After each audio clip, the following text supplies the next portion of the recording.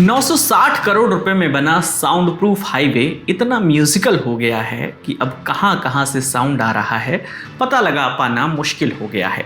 Science कहता है कि बिल्लियां 100 तरह की आवाज़ें निकाल लेती हैं, मगर इस साउंड प्रूफ हाईवे से गुजरती गाड़ियां इसमें बिल्लियों को भी मात दे रही हैं। हालांकि अब हाईवे को शांत करवाने के लिए उसके मुंह पर पट्टी लगाई जा रही है। मामला उसी राज्य का है जहां की सड़कें अमेरिका को भी पछाड़ती हैं। तत्कालीन सीएम दावा तो कम से कम यही करते हैं। बड़ा दावा तो इस साउंड प्रूफ हाईवे के निर्माण के दौरान भी किया गया था। दावा ये कि देश का पहला लाइट और साउंड प्रूफ हाईवे है। यही खिताब दर्ज करने के लिए तो जनता के 960 करोड़ रुपए भी इस पर खर्च किए गए थे। मगर फिर हुआ क्या, पूरा मामला आपको बताते हैं। कुछ भी नहीं हुआ, बस यही हुआ कि वो 960 करोड़ बढ़ के 1100 करोड़ आ गया। फिर मेंटेनेंस और इसके नाम पे न जाने कितने फंड निकले। हालत ये कि जैसा पूरे हाईवे में आपने देखा भी होगा, और पैचेस हर जगह हैं, रास्ते टूटे हुए हैं। लाइट एंड साउंड प्रूफ के नाम पे इसको न जाने कहाँ पे अमेरिका से कंपेयर किया जा रहा था। आप जो बेसिकली ग्रीन वाला ये लेफ्ट साइड में देख रहे हो ना, बैरियर के साथ लगा हुआ, ये बेसिकली यूज किया गया बोलने को कि ये मेटेलिक होगा और इससे साउंड जो है जंगल में नहीं जाएगा। पता नहीं किस साउंड को ये बीट करना चाह रहे थे, जो साउंड कब से इनके हिसाब से लेफ्ट नहीं जा रहा था, ऊपर नहीं जा रहा था। खैर, साइंस और नॉलेज जब की बात आती है तो मैं अपने आप को 2 स्टेप पीछे ले लेता हूँ। और आप जो अभी देख रहे हैं, इंडियाज का one of the first light and sound proof highway देख रहे हैं। मैंने ये वीडियो अभी आपको इसलिए दिखाया है क्योंकि जिस वक्त मैं गया था ये रोड उस कगार पे थे कि टूट जाएगी। और अभी आपने अगर वीडियो को शुरू से देखा होगा तो न्यूज ऑलरेडी आ चुका है कि रोड का कंस्ट्रक्शन काम शुरू हो चुका है। यही कहानी पूरे एमपी की रही है, और एमपी से पहुंच के मैं महाराष्ट्र भी चला गया था। 1 मिनट, अगर आप अभी वीडियो देख रहे हैं तो आपको इसके पहले के 3 वीडियो देखने होंगे ये समझने के लिए कि मैं यहाँ पे कैसे आया और मैंने इसके पहले क्या बताया है। क्योंकि मैं अभी महाराष्ट्र पहुंच चुका था। हुआ ये था कि रात के 10 बजे भी मैं, बारिश रुक नहीं रही थी। पहले ऑस्मो ट्यूब मेरा बंद हुआ और फिर गोप्रो तो एज यूजुअल बंद ही हो जाता है। तो फिर मैंने रिस्क नहीं लिया और अपने मेन कैमरा को ही रख दिया। रात भर ड्राइव करने के बाद मैं करीब सुबह 8 बजे के करीब मुंबई भी पहुंच गया था। काफ़ी गंदी बारिश थी, बहुत तेज़ बारिश थी। बारिश की दिक्कत नहीं है, दिक्कत ये थी कि महाराष्ट्र में NH नेशनल हाईवे जो बना वो ये मजाक है। आपको पता ही नहीं चलेगा कि कौन सा स्पीड बम्पर कहाँ पे बना हुआ है, और स्पीड बम्पर भी कोई लॉजिक से नहीं बना हुआ है। मुझे समझ में नहीं आता, इस देश में जहाँ पे 3.5 लाख इंजीनियर्स निकलते हैं, उसमें अराउंड कुछ 1.5 लाख 2 लाख के करीब सिविल इंजीनियर्स होते हैं, और उसमें भी करीब 26,000 IIT की ग्रेजुएट्स होते हैं। उस देश में एक सिंपल रोड कंस्ट्रक्शन क्यों ढंग से नहीं है? कई बार रास्तों में ऐसे बम्प्स थे, ऐसे स्पीड बम्पर्स थे जहाँ पे मेरी बाइक गिर सकती थी, मेरा एलॉय टूट सकता था। इनफैक्ट मेरी बाइक या कोई भी कार बाइक कोई भी उस बम्पर से अगर ध्यान नहीं देता तो उसकी गाड़ी डिसबैलेंस होनी ही थी। इनफैक्ट एक ट्रक वाले भाई ने कहानी बताया, जस्ट बिकॉज स्पीड बम्पर इस तरीके से बना हुआ है, एक बाइक वाले उसमें 3 लोग सवार थे, जो कि काफ़ी आम बात है हाईवेज़ में महाराष्ट्र में। 3 लोग सवार थे, वो स्पीड बम्पर आया और उन्होंने ब्रेक मार दी। ट्रक वाले ने भी नहीं देखा, बाइक वाले ने नहीं देखा, और ट्रक वाले से ट्रक रुकी नहीं, और अनफॉर्चुनेटली उन तीनों की डेथ हो गई। इसलिए मैं कहता हूँ, और इसलिए बोल रहा हूँ कि अगर आप अभी देख रहे हैं तो आप पीछे वाले वीडियोस जाके देखो। मेरा मेन कंसर्न था आपको बताने का कि आप यहाँ तक आ गए, दैट मीन्स आपने रोड सेफ्टी के बारे में समझ लिया है कि आप जब 2 व्हीलर लेके रोड पे निकल रहे हैं तो आपको क्या क्या इंश्योर करना है रोड सेफ्टी पर्पस से। जो सबसे इम्पॉर्टेंट फैक्टर है, हमेशा याद रखिएगा, ऑलवेज बी फोकस्ड। आपको जहाँ जाना है आपकी नज़र वही रहनी चाहिए। इतने सारे स्पीड बम्प्स, इतने सारे गड्ढों से बचने का एक ही एक्सपीरियंस काम आया, फोकस। जहाँ जाना है वहाँ देखो, आपकी बाइक भी वहीं जाएगी। क्विकली अभी मैं पेंच टाइगर रिजर्व के ऊपर बने हुए नेशनल हाईवे, जो कि काफ़ी फेमस हाईवे हुआ था क्योंकि इसको अमेरिका के रोड से कंपेयर किया गया था। अमेरिका से हम सब कंपेयर करते रहते हैं, बट अमेरिका के बराबर की सुविधाएं मिलती नहीं है, बट कंपैरिजन अमेरिका से होता है। तो अमेरिका से कंपेयर किया जाता है कि उस क्वालिटी का रोड है। ये इसलिए बनाया गया था ताकि वाइल्ड लाइफ प्रोटेक्शन हो सके।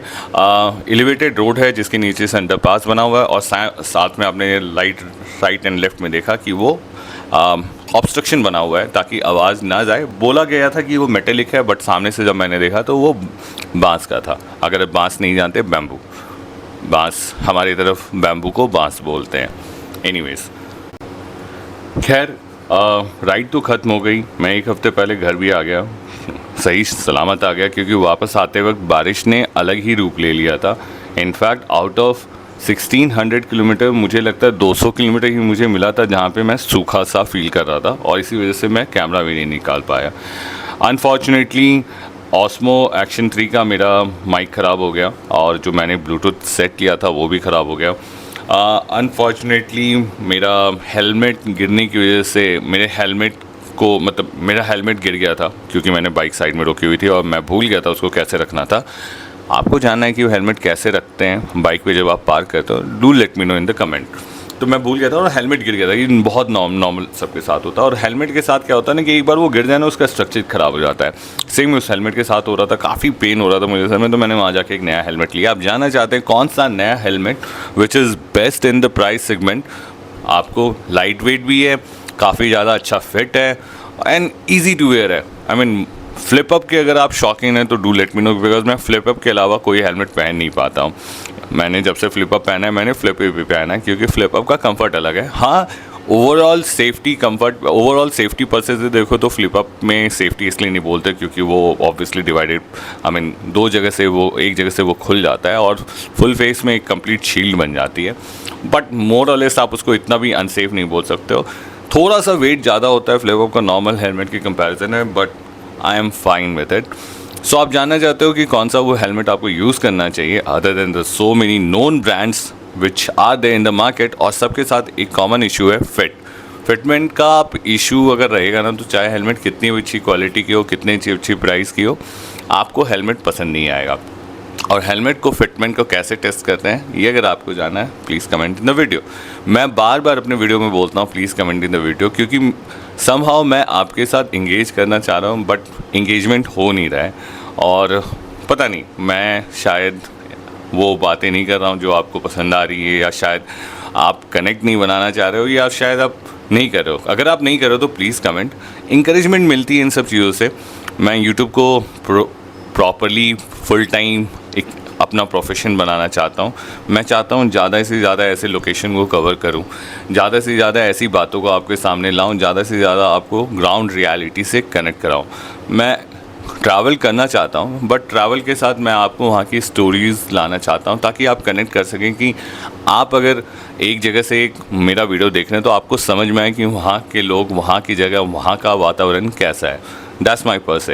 So please comment in the video, please subscribe my channel. आपके 8 सब्सक्रिप्शन से मेरे काफ़ी ज़्यादा कॉन्फिडेंस बूस्ट होता है। Please subscribe my channel. और लीस्ट अगर आप कमेंट भी नहीं करना चाहते हैं और सब्सक्राइब भी नहीं करना चाहते हैं, please do leave A feedback. एक फीडबैक ज़रूर छोड़ें कि मैं गलत क्या कर रहा हूँ, अपने सब्सक्रिप्शन क्यों नहीं बढ़ रही है। अगर आप मेरा वीडियो यहाँ से देख रहे हैं तो आपको इससे पहले का 3 वीडियो देखना होगा जो मैंने 3 पार्ट्स में बनाए हैं, जो मैंने अपने घर से अपने वेस्टर्न घाट्स की राइड की प्रिपरेशन करी थी। मेरा स्टॉपेज मुंबई का था और मुंबई से वापस दिल्ली का। 2 राइड स्टार्ट हो गई थी और काफ़ी लेट से स्टार्ट हुई थी, ऑलमोस्ट 14 घंटे लेट से स्टार्ट हुई थी। मेरा गला ख़राब हो गया, मेरे गले में इन्फेक्शन हो गया, मेरे गले में आवाज़ बिल्कुल नहीं थी, बारिश रुकने का नाम नहीं ले रही थी। प्लस मेरे सेटअप में सबसे बड़ी दिक्कत यही हुई कि मेरी मोहतरमा ने रेन गेयर्स में अपना ट्राउज़र मुझे दे दिया, तो आधी बारिश तो मैं भीगते हुए गया था, थैंक्स टू हर। और दूसरा सबसे बड़ा प्रॉब्लम था कि unexpected road condition was very bad. Unexpected road condition कहने का मतलब कि एमपी के रोड्स आपको मक्खन दिखेंगे, लेकिन वो गड्ढा कब आ जाएगा ना, जहाँ पे आप सोचोगे भी नहीं वो गड्ढा वहाँ आ जाएगा, तो आप चाह के भी एमपी के स्मूथ रोड को एंजॉय नहीं कर सकते। इट्स लाइक कि एक किलोमीटर का पैच आएगा जो पूरा स्मूथ होगा, और उसके बाद अगला 3 किलोमीटर का पैच ऐसा होगा जिसमें बड़े बड़े गड्ढे होंगे।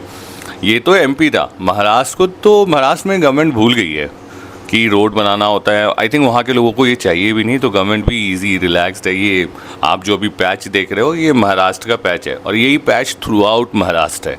मुंबई तक पहुँचने तक यही पैच है। ऐसा ही आपको हाईवे कंडीशन मिलेगा। अगर आप मानसून के अराउंड जाना चाहते हैं, खासकर वेस्टर्न घाट्स एक्सप्लोर करना चाहते हैं, तो आपको ये इंश्योर करना होगा कि रोड कंडीशंस बहुत बेकार है। हमेशा हमेशा लोकल न्यूज़ ज़रूर चेक कर लें अबाउट रोड कंडीशंस, क्योंकि हाईवे की हालत बहुत ख़राब है। और मेरे जैसे आप टाइट स्केड्यूल पे अगर आप चलना चाहेंगे किसी भी मोमेंट को कैप्चर करने के लिए, तो आप फेल हो जाएंगे, जो कि मेरे साथ हुआ।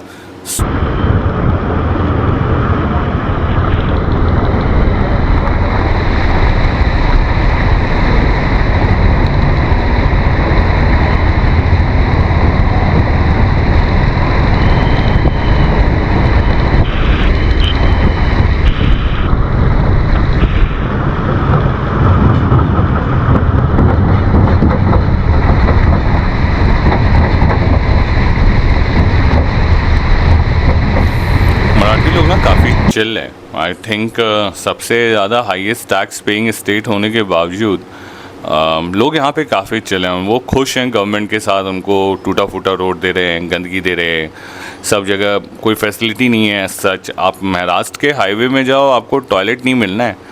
आप महाराष्ट्र के रेस्टोरेंट ढाबों में मिल जाता है, ऐसा नहीं है, बट रेस्टोरेंट ढाबे भी हर जगह आपको सही ढंग के नहीं मिलते हैं। खाने की एक बहुत बड़ी दिक्कत है महाराष्ट्र में। अगर आप कुछ भी खा सकते हो तो फिर आपको दिक्कत नहीं है, लेकिन अगर आप वैसे खाना ढूंढोगे तो बहुत सारी जगह पे खाना मिलता नहीं, लोकल फूड ही सभी जगह अवेलेबल होते हैं। तो महाराष्ट्र वाले, अगर आप मेरा वीडियो देख रहे हो ना, तो आप ये समझो आप सबसे ज़्यादा टैक्स पे कर रहे हो, और ये आपका हक बनता है कि आप आगे बढ़ के मांगो, डिमांड करो। और सबसे बेसिक चीज़ आपको मांगनी चाहिए रोड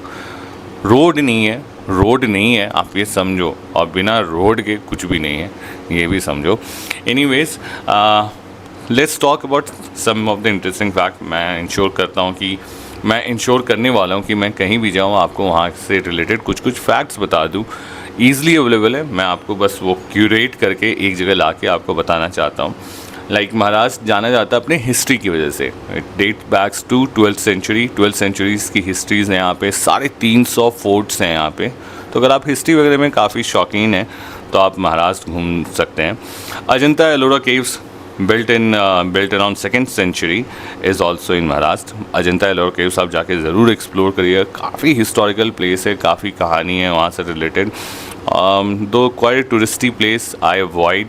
मैं टूरिस्टी प्लेस या कोई भी ऐसे टूरिस्ट लेवल प्लेस होता मैं वहाँ अवॉइड करता हूँ। मुझे चाहिए शांति पसंद आदमी हूँ। रोड पे रहता हूँ, नॉर्मल खाना खाता हूँ, इन्जॉय करता हूँ, वेदर इन्जॉय करता हूँ, व्यू इन्जॉय करता हूँ, जिसकी हेल्प कर सकता हूँ करता हूँ। मेरा अपना पर्पस यही है। But if you like these things, जाइए अजंता एलोरा केव्स ज़रूर एक्सप्लोर करिए। अजंता एलोरा केव्स के अलावा एलिफेंटा केव्स एक्सप्लोर करिए, जैसे UNESCO world heritage site. Basically वो रॉक कट टेम्पल्स, बेसिकली उन्होंने पत्थरों को काट के शिवा के लिए एक मंदिर बनाया है एलिफेंटा केव्स में।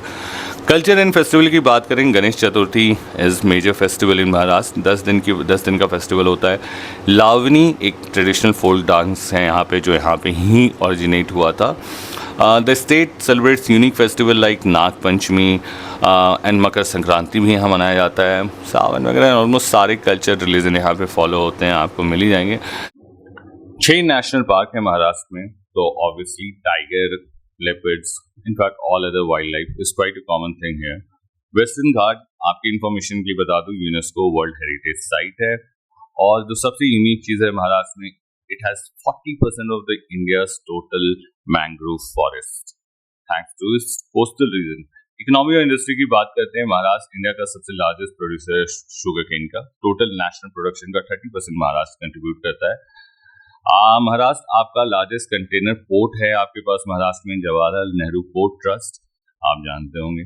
Maharashtra has over 40% of India's IT exports. Food and quizzing की बात करते हैं तो वड़ा पाव, मिसल पाव, पानी पूरी यहाँ पे कॉमन फूड है। The state is famous for traditional foods like puran poli, shrikhand and barfi. जरूर ट्राई करिए, आप कुछ लोकेशन श्रीखंड जरूर आप ट्राई करिए, मुझे बहुत पसंद आया था। महाराष्ट्र क्विजीन में आपको ज़्यादा थाली पीठ, भाकरी, वारन जैसे नमकीन वगैरह का काफ़ी यूज़ होता है।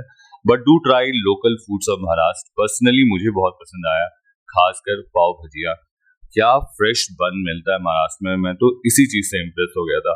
एक तो वेदर, और उसके साथ आप फ्रेश बन के साथ भजिया, वो प्याज को बेसन में डाल के प्रॉपर तलते हैं और उसको पाव में डाल के देते हैं। क्या मस्त था वो यार, मैं लालच आ गया बोलते बोलते।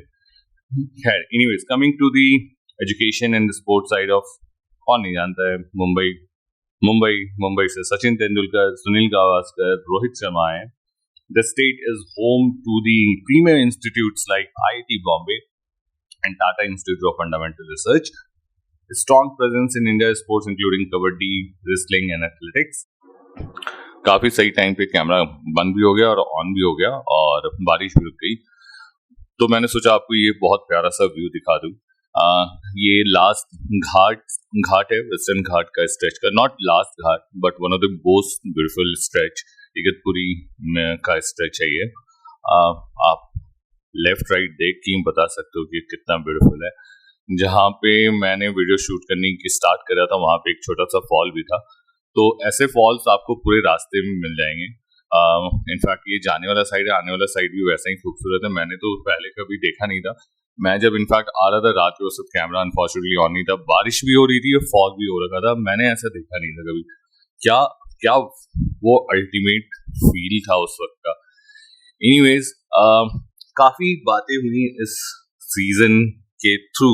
दो मेरी आवाज खराब थी, दो मैं voice record during the trip नहीं कर पाया, बट मैंने कोशिश करी है कि मैं अपने इस राइड को जो मैंने कंप्लीट करी है इसके थ्रू एटलीस्ट वो सारी चीजें जो मुझे लग रही थी, क्योंकि हाईवे पे क्या है ना, जैसा मैंने पहले भी पार्ट में बोला था, दूसरे पार्ट में ही बोला है, आपको अपने से ज्यादा अपना तो ख्याल रखना ही है, लेकिन आपको ये भी कॉन्शियस रहना कि हाईवे में बहुत सारे लोग रहते हैं, बहुत तरह के लोग होते हैं, बहुत जगह के लोग होते हैं. तो इन सब चीजों को लेकर आप थोड़ा कॉन्शियस रहा करो. सोलो ट्रिप कर रहे हो तो भी कॉन्शियस रहो, फैमिली ट्रिप के साथ कर रहे हो तो बहुत कॉन्शियस रहो. ओवरऑल सेफ्टी पर से अगर आप सोलो ट्रिप कर रहे हो तो सेफ है India. I mean out of 100 I would rank 60-70. हाँ 30 मैं नहीं दूंगा रैंक. रीजन बिंग कि बहुत सारी ऐसी जगह है जो काफी रिमोट है और वहाँ एजुकेशन की कमी है, वहाँ पे एम्प्लॉयमेंट का इशू है और है इंडिया में ऐसे बहुत सारे जगह. यूपी के पार्ट्स हैं, हरियाणा के बहुत सारे पार्ट्स हैं, एमपी, महाराष्ट्र, हर स्टेट में एक पर्टिकुलर स्टेट का इशू नहीं है, हर एक स्टेट का एक इशू है.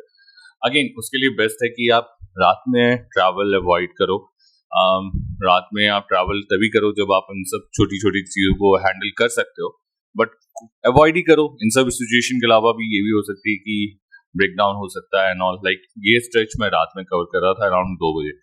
मुझे नहीं पता था बट मेरे पास टाइम का रिस्ट्रिक्शन था. मेरे पास कोई ऑप्शन भी नहीं था रुकने का. मुझे पहुंचना ही था क्योंकि होटल वगैरह बुक्स हो चुके थे. तो ये सब वाली पॉइंट है कि गाड़ी ब्रेकडाउन हो सकती है, सेफ्टी पर्पस से एंड ऑल. आप अवॉइड ही करो रात में ट्रैवल करना अगर आप सोलो करते हो तो. अगर आप छोटी मोटी चीजें हैंडल कर सकते हो, खुद का ब्रेकडाउन वगैरह, गाड़ी का ब्रेकडाउन, ये सारे सिचुएशन, लोकल इश्यूज वगैरह आप हैंडल कर सकते हो. एक जो ट्रिक होता है मैंने हाईवे पे सीखा है, देखो विनम्रता एक बहुत प्यारी चीज होती है. कहीं भी आप जाएं, किसी भी जगह जाएं, कैसे भी किसी भी तरह के लोग से बात करें, भले ही वो पहनावे दिखावे से आपको आपके हिसाब से अच्छे लोग नहीं दिखते होंगे या बोलचाल से आपको अच्छे नहीं लगते होंगे, विनम्रता कभी मत भूलिए. हम्बलनेस बहुत प्यारी चीज है. बहुत सारा लैंग्वेज आपको समझ में नहीं आएगा, आपको रूड लग सकता है, बट दैट डजंट मीन कि वो रूड होता है. बहुत सारे लोगों का पहनावा काफी भड़कीला होता है, काफी वैसा होता है, बट दैट डजंट मीन कि वो भड़कीले होते हैं या भड़काऊ होते हैं. आप मिलिए सबसे, बातें सबसे करिए और सबसे इंपॉर्टेंट चीज है कि हम्बलनेस रखिए बातों में, विनम्रता रखिए बातों में. किसी से भी बात करिए, प्यार से बात करिए, थैंक यू जरूर बोला करिए किसी भी ट्रांजेक्शन के नाम, किसी भी ट्रांजेक्शन के होने पे. किसी भी तरह का आप ट्रांजेक्शन कर रहे हो, सवाल पूछ रहे हो, कोई इन्फॉर्मेशन ले रहे हो, कोई सामान खरीद रहे हो, कहीं खाना खा रहे हो, कोई आपको पानी ला के दे रहा है, जरूर थैंक यू जरूर बोलिए. ऐसी स्माइल लोगों के चेहरे पे आप देखोगे, आपको वर्थ लगेगा आपका खुद का थैंक यू. तो डू से दीज, आई मीन कहते हैं ना कुछ कभी कोई छोटी छोटी चीजें बहुत ज्यादा डिफरेंस ले आती हैं, तो ये किया करिए. खैर बहुत सारी बातें हुई. वीडियो खत्म होने से पहले, इनफैक्ट इससे पहले एक बारिश हो जाए, मेरा कंटेंट खत्म हो जाए, विजुअल कंटेंट भी खत्म हो जाए, मैं आपको समराइज करता हूँ अपने टोटल 3000 किलोमीटर वेस्टर्न घाट्स का रोड ट्रिप. मॉनसून था, वेदर था, ऑब्वियसली चीजें अलग लगती हैं. तो प्रिपरेशन के लिए, सिर्फ स्पेशल मॉनसून राइड के प्रिपरेशन के लिए मेरा कुछ 3-4 हज़ार का स्पेंड हुआ था regarding rain gears and tools. और जो कैमरा वगैरह मैं इंक्लूड नहीं कर रहा हूँ क्योंकि गोप्रो काम नहीं कर रहा था, मुझे एक्शन कैमरा लेना पड़ा था. मैं वो इस ट्रिप के लिए इंक्लूड नहीं कर रहा हूँ, बट स्पेशली इस ट्रिप के लिए मैंने टायर्स जरूर चेंज करवाए थे। रोड सेफ्टी पर्पस से जब मैंने अपने मेरा पार्ट 1 देखा हो उसमें मैंने कवर करा था, always get your tyre checks and all. बहुत जरूरी है आप नए टायर्स इंस्टॉल करवाएं अगर आपके टायर बुरे कंडीशन में है तो, खासकर आप मानसून जैसे कंडीशन में राइड करने को जा रहे हैं तो बजट पर से देखो तो मेरा 3,200 किलोमीटर का रन था। गाड़ी बाइक को आने से पहले मैंने सर्विसिंग करवाई थी, चलो उसको हटा देते हैं। टोटल अगर मैं बोलूं 3,000 किलोमीटर में वन साइड का 1480 किलोमीटर का था। उसमें मैंने 4 जगह खाना खाया था।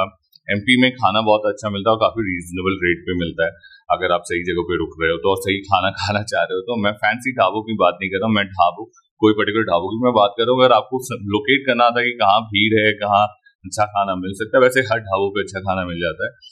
तो खाने पे एक 1480 किलोमीटर मेरा मुश्किल से 600-700 रुपये खर्च हुए थे।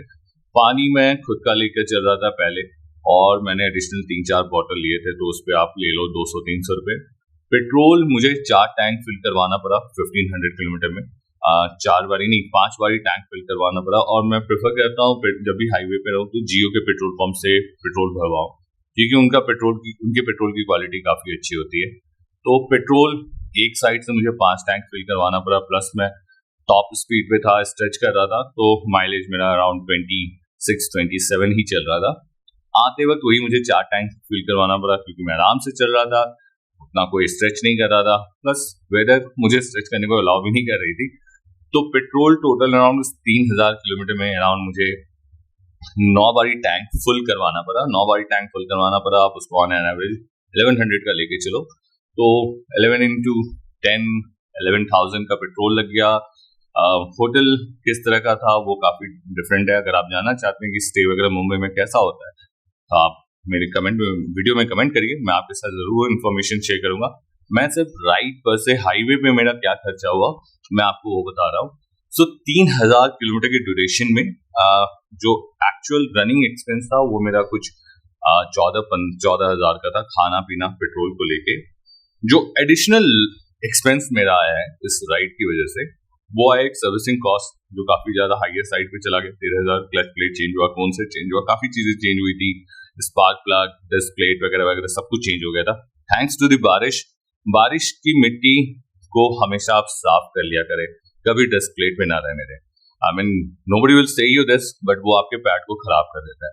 तो कभी भी आप बारिश में चला रहे हैं हमेशा इंश्योर करें कि उसको रोक के कहीं ना कहीं जरूर धो जरूर लें, या बेस्ट रहेगा WD-40 से साफ कर लें, क्योंकि जो डेब्रिस जो ऑयली मटेरियल चिपक जाता है प्लेट्स पे वो भी निकल जाएगा, उसमें भी काफी माइन्यूट पार्टिकल्स होते हैं, तो वो आपके पैड को तो खराब करते हैं, डिस्क प्लेट को भी खराब करता है। ये मेरा रीसेंट एक्सपीरियंस है। तो हमेशा इंश्योर करें कि अगर बारिश में चला रहे हैं तो अपने एटलीस्ट डिस्क प्लेट्स को साफ रखें, चेन को साफ रखें। बहुत ज्यादा टेयर एंड वेयर होता है बारिश में, इसकी वजह से अगर खासकर आप कंटिन्यूस बारिश में चला रहे हैं। तो रनिंग एक्सपेंस मेरा 14-15 हजार के करीब था, लेकिन जो एडिशनल एक्सपेंस आया मेरा कैमरा खराब हुए 40,000 के प्लस मेरा जो सर्विसिंग कॉस्ट लगा वो अराउंड 15,000, तो कुछ 35-40 हजार रुपए मेरे एडिशनल कॉस्ट चला गया इस ट्रिप में, which was not thought of. और यही मैं पार्ट 1 में ही बोल रहा था कि क्या मैं ये राइड कंप्लीट कर पाया। राइड तो मैंने कंप्लीट कर ली, लेकिन अनफॉर्चुनेटली 2-3 चीजें हुई, लाइक मेरी आवाज चली गई, बारिश को मैंने जिस तरीके से ज़ूम किया था बारिश उससे कुछ ज्यादा हो गई, प्लस ये रास्तों में होने वाले नुकसान को मैंने कैलकुलेट नहीं किया था। बट ये part and parcel of any bike ride है, आपको ये ज़ूम लेके करना पड़ेगा, क्योंकि आते वक्त हुआ क्या था कि बारिश था और आप जब एमपी में एंटर करते हो तो एमपी में गड्ढों के अलावा आपको दूसरी चीज मिलती है गाय माता ऑन दी हाईवे। गाय माता on the highway she never moves away and you have to just either be in normal speed, और मैं नॉर्मल स्पीड में था 60-70 था, और एक ट्रक वाले को मैंने लेफ्ट से ओवरटेक करके राइट करा और जैसे ही राइट करा सामने में गाय आ गई, तो वो भी एक फैक्टर था। फॉर्चुनेटली गाय को भी कुछ नहीं हुआ, बाइक को छोटी मोटी चोट लगी, बट बाइक चलेंगे कंडीशन में थी तो मैं निकल गया उसको लेके। बट ये सब चीज को भी आपको ध्यान में लेके रहना होगा, इसलिए मैं बोलता हूँ हमेशा फोकस रहा करो, कॉन्शियस रहा करो, चीजों से डिस्ट्रैक्टेड मत रहा करो, क्योंकि कब हाईवे पे कौन किस कोने से कूद रहा है आपको ये नहीं पता चलेगा। मुझे पूरे रास्ते में रात में सिर्फ एक ही चीज का डर लगता है कि कोई जानवर न क्रॉस कर रहा हो, क्योंकि वो बेचारा, मैं नहीं चाहता मेरी वजह से किसी बेचारे जानवर को चोट लग जाए। दूसरा, मैं ये जरूर बोलना चाहूंगा कि जब भी आप हाईवे पे निकलते हैं, सोलो ट्रिप करते हैं, तो छोटे छोटे फूड पॉइंट्स होते हैं, छोटे छोटे काफी ज्यादा बिजनेस पॉइंट्स होते हैं जिससे आप कंज्यूम करते हो, लाइक खाना ही मैक्सिमम कंज्यूम करते हो हाईवे पे। तो जरूर इन छोटे ढाबों को सपोर्ट करिए, खाना आपको अच्छा मिलेगा और बातें तो एक से एक मिलेंगी। अल्टीमेट कहानियां सुनने को मिलती हैं, एक से एक लोग मिलते हैं। एक ट्रक वाले भाई साहब मिले थे जो झारखंड ही जा रहे थे, मुंबई से झारखंड जा रहे थे। वो अकेले 24 चक्के वाली लॉरी पे थे, तो अपना एक डिस्कशन हो रहा था कैसा एक्सपीरियंस होता है। खैर उनका ट्रक तो काफी आरामदायक था, तो उनके लिए मजेदार था। पर वो भी बता रहे थे कि रोड पे जब चलते हो ना, तो कभी भी जरा सा हल्का सा भी आपको लगे कि आपको नींद आ रही है, झपकी आ रही है, गाड़ी रोक लो, चाय पी लो, स्ट्रेच कर लो, थोड़ा रिलैक्स हो जाओगे, थोड़ा फ्री हो जाओगे, माइंड फ्रेश हो जाएगा, फिर आप रोड पे जाओ। क्योंकि जब आप हाईवे पे जाते हो ना, सिर्फ आप ही नहीं हो, बाकी लोग नहीं है, बाकी लोग की भी अलग कहानियां चल रही हैं, बाकी लोग भी कई अलग तरह के मोटो ब्लॉग बना रहे हैं। तो आपकी गलती की वजह से किसी और का नुकसान ना हो, ये हमेशा अवॉइड करना चाहिए। और ये तभी हो सकता है जब आप कंपैशनेट होके राइड कर रहे हो। दैट मीन्स कि you know what it takes to be on the road. And आप वो कैसे जानोगे? जब आपको पता हो किस तरीके से राइड करना चाहिए, क्या क्या प्रिकॉशन लेना चाहिए, क्या करना नहीं करना है। So always ensure these small tricks. Again, अगर आप मेरा वीडियो यहाँ से देख रहे हो तो do watch my part 1, 2 and 3 of this video. And thanks for being on the video for so long, and thanks for watching this video. I hope कि मैंने अपने व्लॉग के थ्रू आपको आपके लाइफ में कुछ कंट्रीब्यूट करा हो, कुछ एडिशन करा हो, नॉलेज में कुछ एक्सपीरियंस में आपके एडिशन करा होगा। लास्ट बट नॉट लीस्ट, अगर आप मानसून को एंजॉय करना चाहते हैं, प्लीज वेस्टर्न घाट्स जाइए मानसून के वक्त में। अगर आप राइड करते हैं जरूर जाइए, बिल्कुल जाइए, लेकिन टाइम बाउंड होके मत जाइए, अच्छा खासा टाइम लेके जाइए, तभी आप एंजॉय कर पाएंगे। अदरवाइज मेरी तरह अगर आप टाइम रेस्ट्रिक्टेड होके जाएंगे तो आपको सिर्फ यहां से वहां भागना पड़ेगा। एनीवेज, ये रहा मेरा 3200 किलोमीटर का टोटल राइड, जिसमें रनिंग कॉस्ट से ज्यादा मेरे नुकसान हो गए just because of many factors जो मेरे कैलकुलेशन या मेरे एक्सपीरियंस के बाहर था। एनीवेज, आई होप कि आपको ये वीडियो पसंद आया होगा। आपको ये वीडियो पसंद आया होगा तो प्लीज लाइक एंड सब्सक्राइब करना ना भूलें। Please share my channel. आपकी सपोर्ट की मुझे बहुत जरूरत है। आपके सपोर्ट से मैं आगे बढ़ पाऊंगा और इस तरह के कंटेंट ला पाऊंगा। Do let me know in the comment क्या अच्छा लगा, नहीं लगा और क्या अच्छा करना चाहिए। आपके ही फीडबैक से मैं आगे बढ़ पाऊंगा। Please like and subscribe. Thank you, take care, bye bye.